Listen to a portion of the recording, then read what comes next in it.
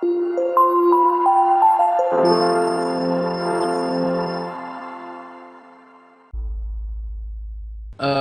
choix des hommes, visiblement, répond à un positionnement géographique. Il y a aussi, certains l'ont dit, l'envie de retrouver peut-être les anciens. J'appelle ça la fratrie.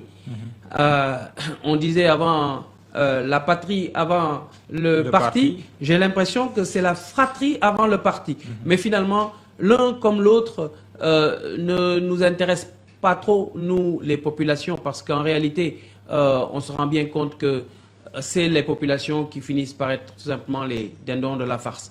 Donc, malheureusement, je n'ai pas beaucoup d'espoir avec ce gouvernement.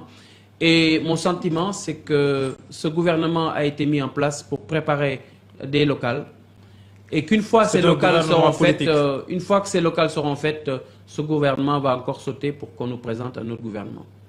Idrissa Seck sautera. On verra bien, mais mon sentiment, c'est que c'est juste un attelage qui va mener à des élections locales et pour avoir des résultats. Idrissa Seck n'est pas membre du gouvernement, mais... oui, mais ça procède de la même analyse, c'est-à-dire que on se prend un allié nouveau, probablement pour gagner des voix. Après cela, on pourrait s'attendre à ce que le président Idrissa Seck et... je ne sais pas en ce qui concerne le président Idrissa Seck, mais ce que je sais, c'est que ce que je pressens en tout cas, et je ne pense pas pouvoir me tromper, c'est qu'après les prochaines locales, il y aura encore un remaniement ministériel. Voilà, donc on va parler d'une question d'actualité. On devait même lier ça à la question migratoire. Après la sortie du porte-parole du Khalife général des Mourides, Guy Marius Sagna est sorti pensant que Serigne Bass Abdou Khadre s'est trompé. Ça a suscité une polémique. Est-ce que vous suivez cette actualité? Oui, j'ai suivi. J'ai lu avec attention la sortie de Guy Marius Sagna, qui procède quand même d'une bonne intention, je trouve. Il a simplement rappelé le fait qu'on peut dire aux jeunes de rester, mais il faut dire également au gouvernement qu'il a un rôle important à jouer pour cela. Il l'a dit avec respect. Je crois que ça, il faut le lui reconnaître. Maintenant, on a nos réalités dans ce pays. Les chefs religieux sont vénérés et à partir de ce moment-là, certains peuvent considérer que c'est un crime de lèse-majesté. Mais je considère en tout cas qu'il faut vraiment prendre les choses avec un peu de hauteur et considérer que c'est l'intervention d'un fils de ce pays qui parle à son père, ou en tout cas à ses parents, en leur disant « Mais papa, tu as dit ça, mais quand même, il faudrait quand même regarder de l'autre côté aussi. » Donc, il faut le prendre ainsi. Il y a une autre actualité, je ne sais pas si vous l'avez suivi, un imam traîné en justice par un groupe de chrétiens au départ, même si après il y a eu un petit démenti pour dire qu'il ne s'agit pas d'un groupe de chrétiens, mais il s'agit d'un groupe de jeunes veilleurs. Ça aussi, vous suivez ça? Alors, j'avais suivi un cas d'un imam je crois, ou en tout cas, je ne sais plus, mais il y a déjà plusieurs années, hein, c'était pas très récent, bon, qui avait parlé des 5% de chrétiens, voilà, ou je ne sais quoi et quoi.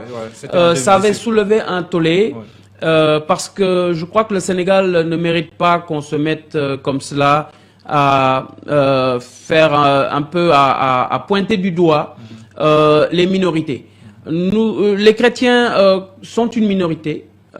Comme si on prend du point de vue ethnique, il y a des minorités ethniques également. Mais nous faisons partie d'une nation et chacun d'entre nous a sa contribution à apporter et doit apporter cette contribution dans le respect. Je crois que il y a eu même récemment aussi sur les réseaux sociaux une discussion qui s'est passée par rapport à un journaliste qui aurait mal interprété la nomination de Antoine Diome au ministère de l'Intérieur en faisant des allusions en tout cas vis-à-vis de la religion chrétienne. Je crois que c'est quand même dommage quand on arrive à de telles considérations. Je crois que tant que il y aura des tendances comme celle-là à regarder les gens non pas pour leur qualité et pour leur patriotisme, mais à les regarder pour leur nom ou pour leur apparence, ou pour leur appartenance religieuse ou ethnique, tant qu'il y aura ce genre de choses, on craint malheureusement que le Sénégal ait des difficultés à se développer. Or, le Sénégal s'est distingué durant toute son histoire par une bonne entente interreligieuse, une bonne entente interethnique, mais est-ce qu'on n'est pas en train de voir là des signaux, des indices qui peuvent avoir des proportions inquiétantes? Tout à fait, M. Diallo. Je crois que tant que ça reste dans le domaine privé, on peut dire qu'on peut relativement le comprendre. Quand ça sort maintenant sur la place publique, ça commence à être inquiétant. Mais c'est encore plus inquiétant quand les administrations elles-mêmes commencent à jouer ce jeu. Parce qu'il faut quand même que l'on soit très clair. L'administration elle-même commence à rentrer dans ce genre de considération. Ah bon? Je donne un exemple. Oui. Lorsque moi-même j'ai déposé ma demande de récépissé de parti, figurez-vous qu'on m'a demandé un certificat de nationalité. Ce qui n'est pas normalement dans la liste des pièces à fournir. Et je pense que je dois faire partie des rares qui a dû aller chercher ce certificat de nationalité. Je l'ai fait à contre-cœur. Je l'ai fait en réclamant mes droits, en disant à ce monsieur, je ne veux pas citer le nom, mais il est ensuite passé d'ailleurs encore un haut responsable, je crois qu'il est allé à la Sûreté nationale.